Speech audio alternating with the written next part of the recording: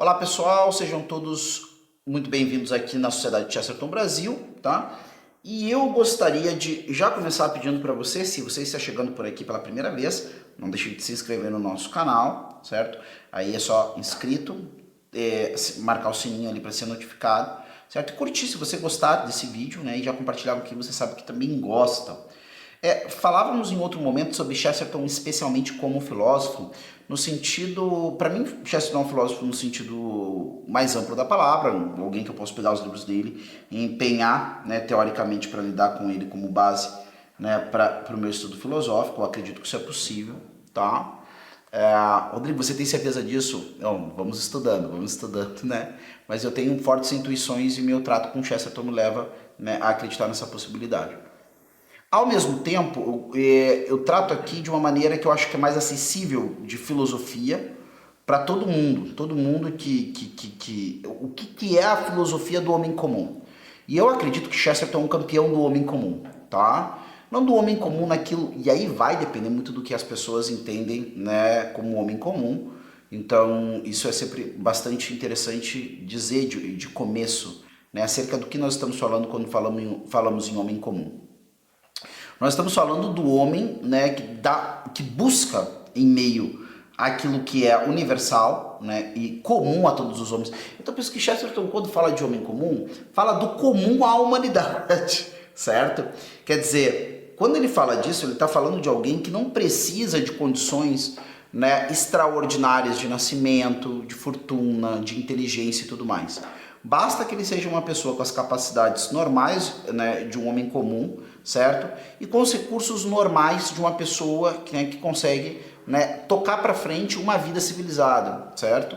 É evidente que isso exclui em algum grau, tá, o homem que está numa condição de profunda miserabilização, de miséria, porque nisso, né, circunstâncias tão fundamentais para a manutenção da vida se tornam tão dramáticas de serem adquiridas que muitas vezes quase se torna impossível que alguém nessa circunstância, infelizmente, consiga lidar com um elemento filosófico da vida. E muitas vezes lida. Às vezes a gente conversa com outra pessoa, quem já lidou, quem já ajudou, né, algumas vezes em alguma obra de misericórdia, às vezes trata com as pessoas, e você vê que mesmo em condições muito adversas, você conversando com as pessoas, elas trazem apreensões, aprendizados, visão de mundo, que sim, tem muita sabedoria envolvida na jogada, tá? Agora, esse exercício mais aprofundado, sistemático, tudo mais, realmente existe alguma condição que precisa ser colocada. Mas o homem comum, ele, nesses usos normais dele, tá? Ele perfeitamente pode seguir uma voz, e aí para ele pode se tornar mais factível, mais acessível, seguir essa voz que está, né, dentro, eu não diria no fundo da sua mente, nem dentro do seu coração, a menos que nós queiramos entender aqui coração como cerne da personalidade, assim por diante, certo? Mas está dentro dele, na constituição da sua inteligência e mesmo da sua vontade, que é o que as pessoas, né, chamam, via de regra, de consciência, mesmo que consciência, no pensar de muitos, não seja muito bem aquilo que alguns filósofos propõem, e mesmo que o pensamento cristão, sobretudo, o pensamento católico também propõe, né? Eu falo católico porque é o que eu conheço mais propriamente em textos concretos, certo? O Catecismo da Igreja Católica, quando fala da consciência, se eu não me engano, inclusive cita, né, São John Henry Newman, né, o famoso pregador converso do anglicanismo para o catolicismo e um dos caras que abriu um caminho, né, para a presença católica na Inglaterra vitoriana e protestante, né? Em que seria isso? Bom, de maneira geral, as pessoas entendem consciência como o que você acredita que é o certo, tá? Eu acho que isso aí é comum a todos, ninguém vai ficar com uma ideia de consciência menor do que essa. Quando alguém está, né, num conflito cerca de fazer ou não fazer algo, porque considera errado, antiético, imoral, o nome que você queira dar, mas o mais simples é isso, não, isso é algo errado e eu não faço o que é errado. Bom, também tem essa convicção pessoal da pessoa, né? Não vou fazer o que é errado, certo? Tem gente que, não, é errado, eu acredito que é péssimo, mas vou fazer igual porque não me importo. Bom, tem gente que pensa assim, tá? Pensando que alguém que queira fazer somente aquilo que considera o correto, o certo, Então, e essa pessoa está diante de uma ação que ela é constrangida a fazer, ou então que ela se sente muito tentada por prazer, né, ou coisa do tipo a fazer. Aí diz que a pessoa está numa crise de consciência. Ah, deu uma crise de consciência, era uma situação, fulano teve uma crise de consciência, e assim por diante. Volta e me aparece, né, mesmo nessas produções aí, né, da TV, do cinema, o cara lá tem o cara que é do grupo criminoso, e aí ele já não aguenta mais aquilo ali, e ele lembra que foi educado como um bom rapaz e quer voltar para a vida honesta.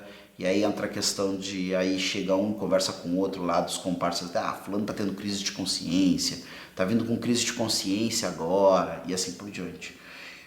Mas ali o que fica implícito é isso, o cara acredita que aquilo é errado, ele estava cedendo com aquilo ali, com aquela situação, estava aceitando aquela situação por ganho, por medo, por tudo, e agora, né, se sente atormentado pela própria consciência.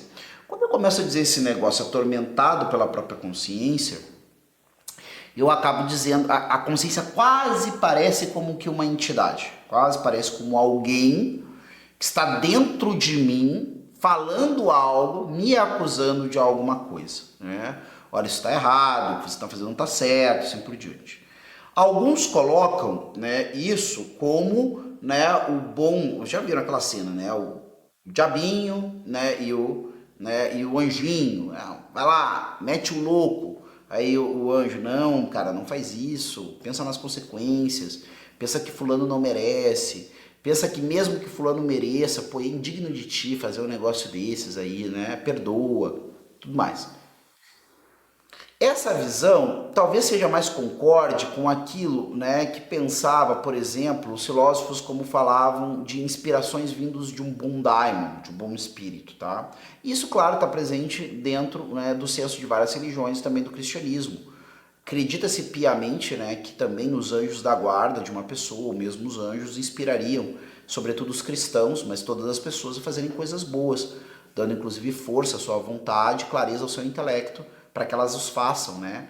Mediante, é claro, o desejo dessa pessoa de ser ajudada em fazer o bem, né? Os anjos não vão se meter, né, na liberdade de ninguém, mas são, né, como boas pessoas espirituais, não, diferentes de nós, mas são pessoas e como boas pessoas não vão obrigar ninguém a nada, inclusive ao bem, né? Agora, os demônios não, os demônios é outra coisa e eles vão sim, né, como aí desonestos, aliciadores, pessoas de má fé, literalmente, vão lá tentar levar os seres humanos a fazerem o mal e sugerirem o mal e assim por diante, né?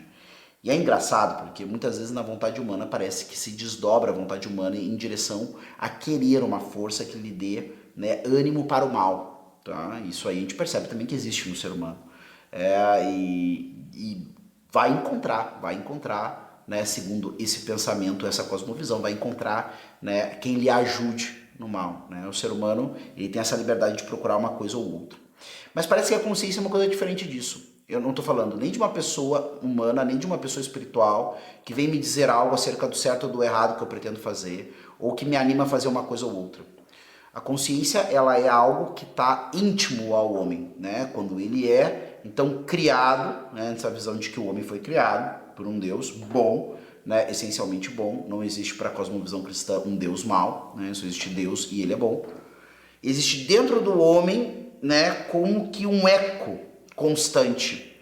Um lugar onde, quando ele se dirige, ele vai ser lembrado como que por uma voz e por um ambiente, né, dá quase para dizer isso, aonde ali, né, o grande convidado, né, sempre ali o local privilegiado dele se colocar diante, né, de si, diante de Deus, né, e ali ele vai ouvir sempre aquela voz que lhe fala, né, acerca do que é o certo, não segundo o prazer ou conveniências ou ganhos, mas segundo a sua natureza. Então nós estamos partindo de uma outra presunção também, que é a ideia de natureza humana, né? Existe uma natureza humana que ela é palpável ao homem. Então, aqui Chesterton faz uma coisa em ortodoxia, e é esse um ponto para mim que é importantíssimo, que é o seguinte: este homem, né, porque esse que é o ponto, né, o mundo interior de uma pessoa pode envolver muitas coisas que não são legais, né? E ele precisa desconfiar, né, da sua apreciação das coisas, porque ele sabe, né, que essas coisas podem, a sua apreciação pode contar com erros, com deslizes, com vícios. Agora, quando eu busco o reto pensar, eu me dirijo a esse local da consciência para procurar, independente do que é mais prazeroso, ou mais oportuno, ou mais vantajoso, em termos, né, materiais ou de ganhos ou coisa que eu valha, tá? Que é de fato, que as coisas são, o que é o verdadeiro, e o que é verdadeiro acerca de mim, né? E eu tenho a firme convicção, que o verdadeiro acerca de mim numa situação tem que ser coerente com o verdadeiro acerca de outra situação, né? Então não pode haver contradições nesse verdadeiro das coisas. E isso se formaria a partir desse compromisso, né, do homem ouvir a voz da sua consciência, tá? E aí, é claro, nós terminávamos falando sobre essa questão da busca de Chesterton como filósofo, certo? É justamente sobre esse processo. Como o sujeito sai desses meandros? Bom, sobretudo, ouvindo sempre a voz dessa consciência. Mas, Rodrigo, como é que eu tenho convicção de que a consciência, não é outra coisa? Bom, essa convicção absoluta, né, eu tenho um alarme. Isso não existe, né, pessoal? Vocês não têm o sentido aranha, né? Igual o personagem da Marvel, né? Vocês não têm lá aqui agora, ó, tô com um sininho na minha cabeça, que é minha consciência. Opa, o que eu vou ouvir agora é para eu parar e pensar. Não existe isso, né? O que nós podemos sempre, prudentemente pensar é o seguinte, olha, geralmente quando uma coisa parece errada, ela é errada, né? Existe algo instintivo. Eu não tenho ninguém que nunca me falou contra isso, eu não tenho nada que... Bom, se isso aqui me parece errado, né, e não existe urgências, certo?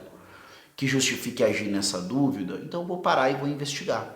Será que isso aqui é certo mesmo que eu vou pretender fazer? Será que aquilo ali que eu estou tentando encetar é realmente o caminho melhor? Será que essa ideia aqui é a ideia que eu devo seguir? Certo? Será que essas pessoas aqui são as melhores companhias para mim? Para o tipo de vida que eu quero levar?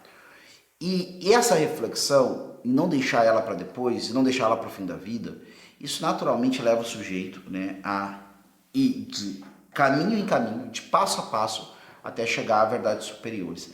E aí existe uma prevenção, que eu acho que é o tipo de coisa, e um dos exemplos que Chesterton nos dá com a sua vida, tá? Que é não acreditar que a reflexão, a meditação, né, é mero capricho, tá? Houve época em que a estrutura, né, das sociedades ocidentais praticamente obrigavam a isso, né? Praticamente obrigavam o homem que não era absolutamente livre, ou seja, o homem livre era o homem de governo, quase obrigava o homem governado a angariar sua consciência a um outro, tá?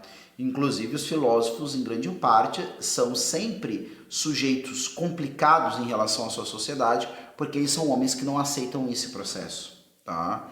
De alguma forma eles propõem, é claro que a gente sabe que existem no discurso de filósofos muitos elementos que nós chamaríamos hoje de classistas e assim por diante, tudo bem, isso aí é próprio, os homens são filhos do seu tempo, tá? Mas o empreendimento filosófico é de que um homem tem responsabilidade sobre a sua própria consciência, né? Quando a gente fala sobre a sua própria consciência, é tanto na questão do juízo moral como na questão do juízo da verdade, certo? E o que acontece hoje, mesmo que na minha opinião nós tenhamos muito mais condições sociais e políticas de fazer o diferente, nós hoje, por causa, né, dos vários recursos de distração ou prazer que temos, vivemos uma vida irrefletida. E essa vida irrefletida é a morte da consciência.